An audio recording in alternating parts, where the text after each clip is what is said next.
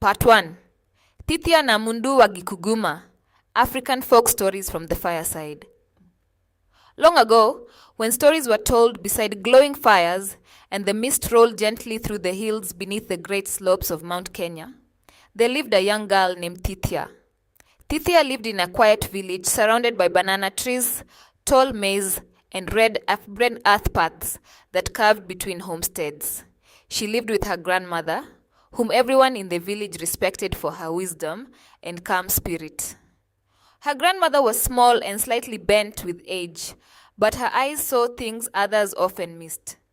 Every evening, when the sun dipped behind the hills and cooking fires began to glow in the homesteads, Thithia and her shosh would sit together outside their hut. And every evening, when the mist slowly began rising from the forest of Gicuguma, her shosh would say the same warning. Thithia, when the forest whispers, do not answer. Thithia would smile and laugh gently. Shosh, forests do not whisper.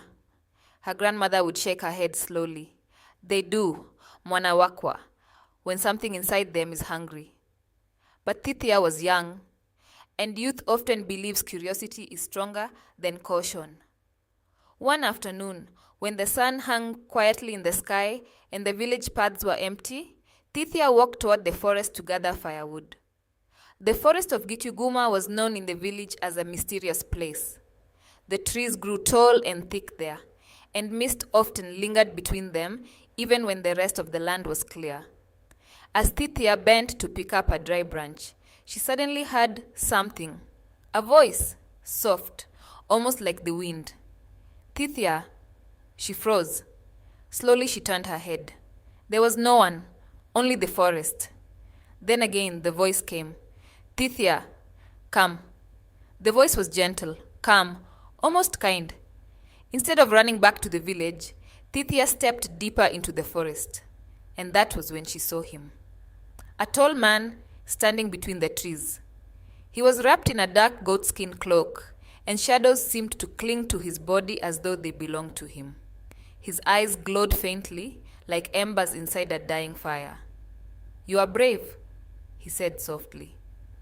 Thithia felt fear, but also curiosity. Why does everyone fear this forest? She asked. The tall man smiled slowly. Because people fear what they do not understand. His voice was smooth and calm. He spoke to her about secrets hidden in the earth. He spoke about knowledge elders refused to share. He spoke about power that only a few people could ever discover. Then he leaned closer and said something that made Thithia's heart beat faster. I can make you special.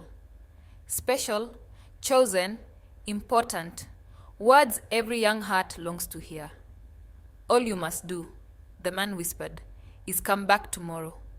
He paused, and tell no one. From that day on, Thithia returned to the forest again, and again, and again. Each visit grew longer, each conversation deeper, but something began to change. Her laughter slowly faded. Her eyes seemed distant. She spoke less to the villagers.